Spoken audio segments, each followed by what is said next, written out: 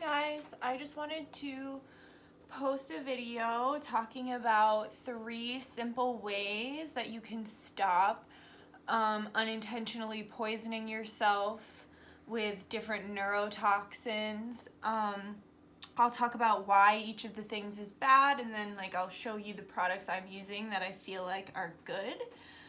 Okay, so let's get right into it. So the first thing you're going to want to do if you take no advice other than this advice is to stop using fluoride. Stop using fluoride toothpaste.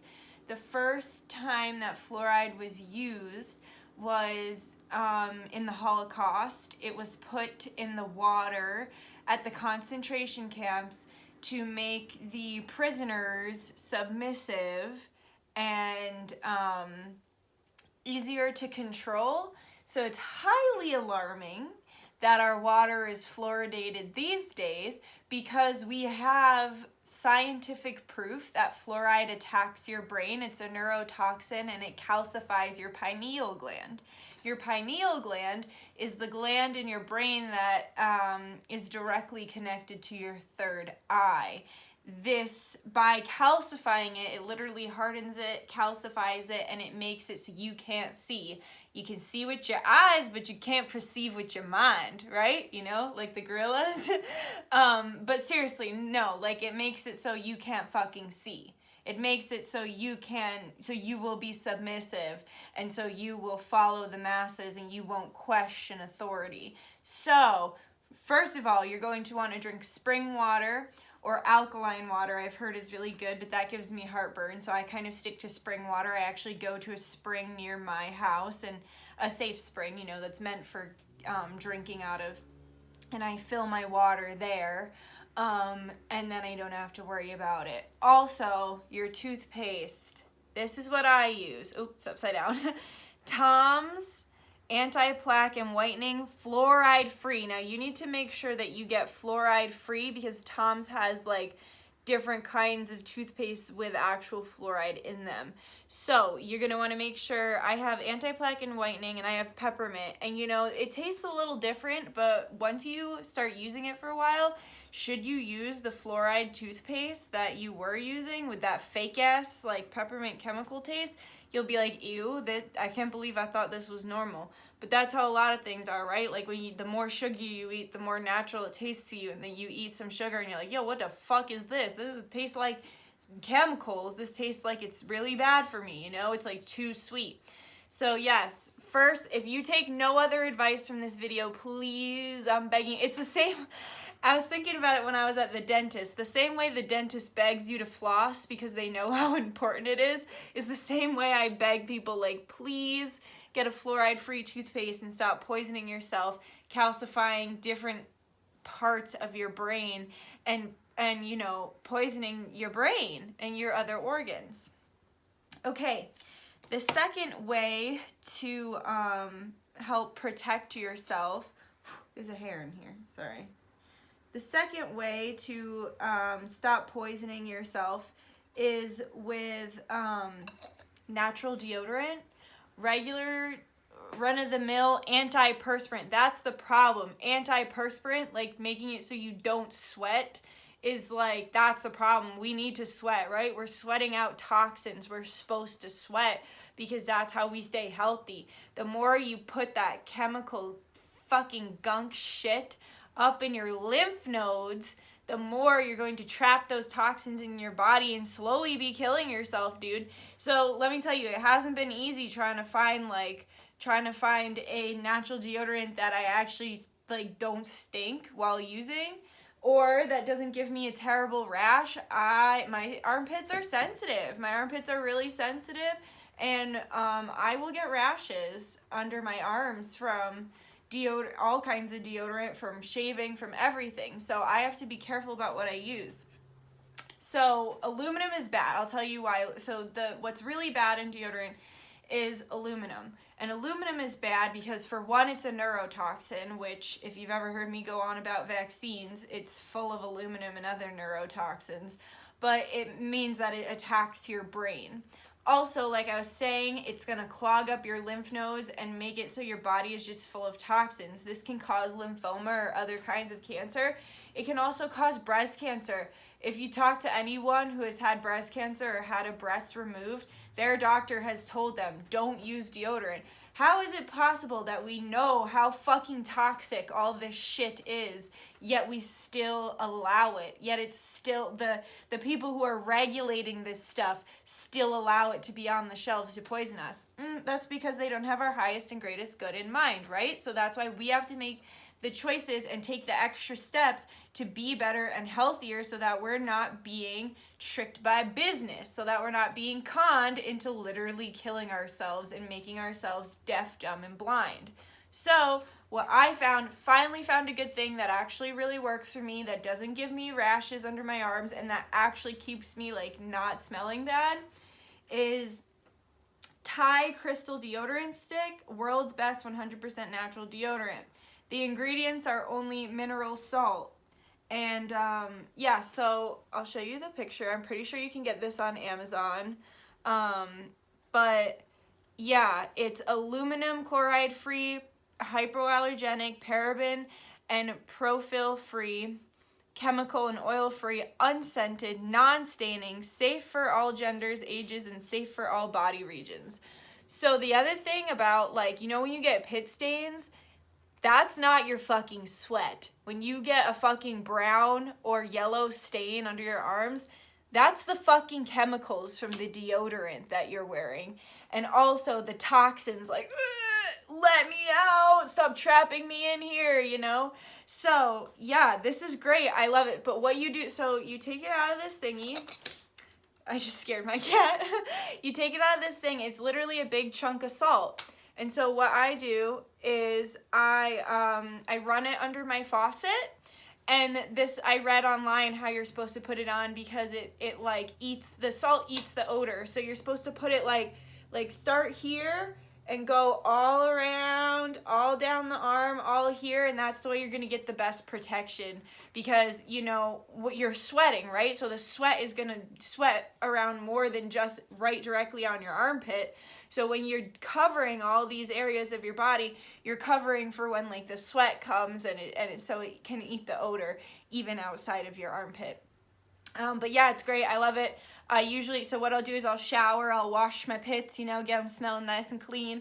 And then after that, I will put the water on. Ooh, I wonder what corn sees.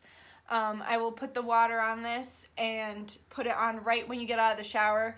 That way, you know, you wake up and you literally just smell like nothing. You just don't smell. You smell fine. But this has been such an asset to my life because it's nothing weird and perfumey or oily, and it's no longer giving me... I guess Corn likes it, but she can't have it because cats aren't supposed to have salt. Yeah. Okay, sorry. But yeah, so it's like, it's been so good. It's been so good for me. And my armpits aren't getting rashy like they used to. And I actually don't smell for once, which is an A+ in my book, if you ask me.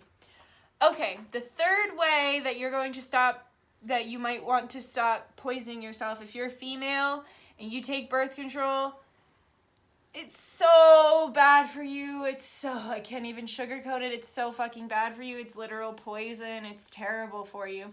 There have been numerous studies stating that women on birth control versus women off birth control cannot pick a mate. So what they did was they had, because, you know, when you have your natural hormones, there are certain pheromones. There are certain people, and Spirit has told me this before too, that the whole bloodline thing is real. It's just been perverted by mainstream society, and you know, the 1%. So there are certain pheromones that are going to attract you and certain pheromones that are going to repel you. Pheromones is the natural like sexual scent that comes off of a human being. The pheromones that repel you are ones that if you reproduce together, your baby would have, you know, birth defects because either your DNA is too similar or it's just not a good match. So if you were to reproduce together, the DNA wouldn't mix well. So that person's smell really pushes you away because you're too similar, and you would have defective children, right? It's an innate instinct that we have as human beings, just like animals out in nature. So they've done studies where women on birth control have no concept of the pheromones. And it's interesting because you always hear about people like getting married while they're on birth control, and then they get off birth control to try to get pregnant, and they fucking hate their spouse, right? So there was a study done where they had men of all different DNA types work out and get really sweaty and like smelly in a shirt for a whole week. They just didn't wash the shirt. That was their workout shirt. They made it really smell. They had certain women who were not on birth control come in, and then they had women who were on birth control came in. Every time, and they asked them, smell the shirt. Whichever one doesn't smell to you, like, let us know which shirt smells the least bad to you. Every woman who was not on birth control picked out the correct shirt of the person who she would best mate with because they did not smell to that woman. Her instincts and her natural senses were able to tell her that, like, that doesn't really smell because that's the person she should be mating with. The women on birth control had no fucking clue. They couldn't tell up from down. They had no idea. No idea. And, they chose the wrong one every time. They were all over the place. They had no concept of the pheromones that they would best reproduce with. I also recently just heard about a study that showed that women, they brought women in to do a study where they showed them, masculine faces. They showed them male faces, heterosexual women. They showed them male faces. And they would kind of like put the pieces together of what was attractive to them and talk about why each aspect was attractive. So the women who were not on birth control, they were picking, really masculine looking features.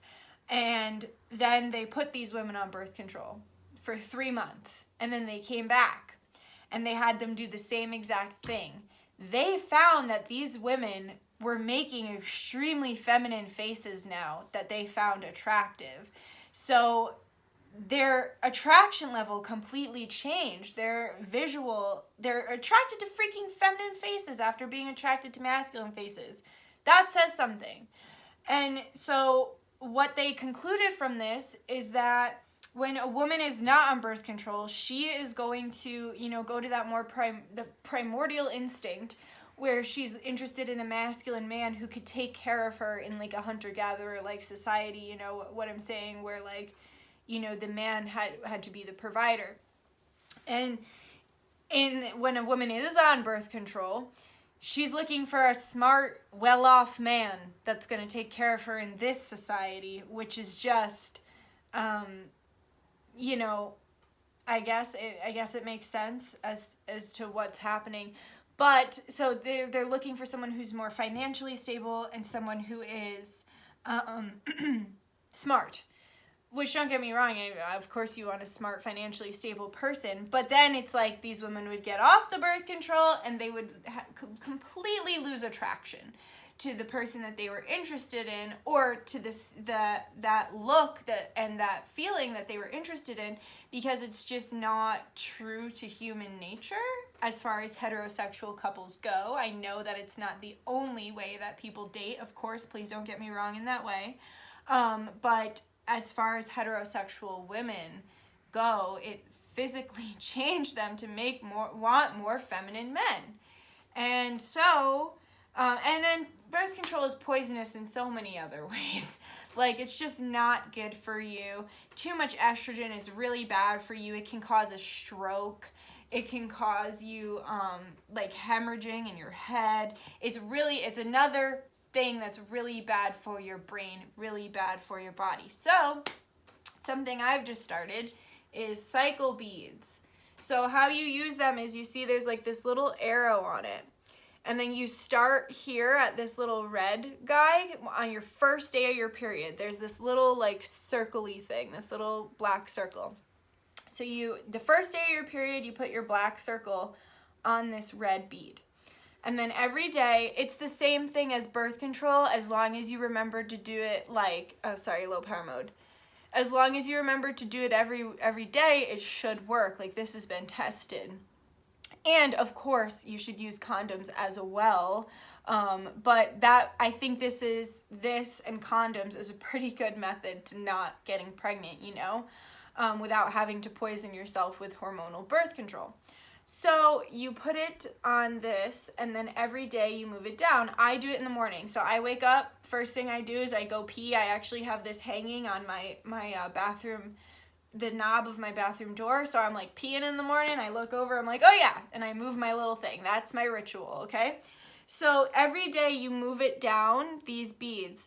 Here, these white beads, this is where you are fertile. This is where you're ovulating and where you will get pregnant if you fuck and you have a body that's in the right condition to carry a baby. You will get pregnant here, okay? So you can know and be mindful. And I also wouldn't suggest using an app, because I looked into getting an app, and the amount of information they wanted from me, as well as money to track my cycle, I was like, no, that seems really not good to me. That seems like I don't want them knowing when I'm ovulating, the AI, having it on record, whatever. I don't want them know. You're supposed to record every time you had sex. I don't need that. Like, fucking Handmaid's Tale in this bitch. Oh, well, we saw you had sex this, and this day. Like, no, fuck that. I would not recommend that. This, so simple, so good, so great. So once you get past the ovulating, there's this like dark brown bead. As you can see, it's darker than the other ones. Should you get your period before this bead or on this bead, it means that you're not having a full cycle, that your uterus is releasing the egg before the full cycle. And so this could actually show you if you have some fertility issues, if you are trying to get pregnant. And it can show you, I forget the name of it, but there's a name for what that is when you don't reach the full cycle. And then from there, if you are trying to get pregnant, you can look into different herbs and supplements that might help you on your journey in trying to regulate your cycle and become healthy enough to carry a baby. Okay, so that was 3 ways that I have changed my life. I'm putting these on. Do they fit? Oh, I like it. They're on my head. I'll keep them on my head. So that is 3 ways that I have stopped poisoning myself. The fluoride, number 1 recommendation. Second recommendation is this. Seriously, guys, like, I've done so much, used so many different kinds of natural deodorant. I wish I had somebody like flat out tell me that this could be like the great thing. And that's why I wanted to share it with you guys, because I have put in the time and the energy, and now I know that this is good. This is good. These can be trusted. This is good, So I just wanted to share that, and I don't know, I hope this helped people. I hope if you were thinking about making a change, this is going to help you push you in the right direction. But yeah, I appreciate you guys. I love you guys. Thanks for watching. Thanks for always being kind to me and all the great feedback you give me. And more tarot readings to come, if that's why you're on my channel, because that's what my channel is, right? It's a tarot channel. So more readings to come. People keep leaving me requests. Keep leaving the requests in the comments. I'm creating a list and going through it. And yeah, I'll talk to you guys soon. I love you. Bye. Oh, share this with your friends if you want them to stop poisoning themselves too. All right, bye.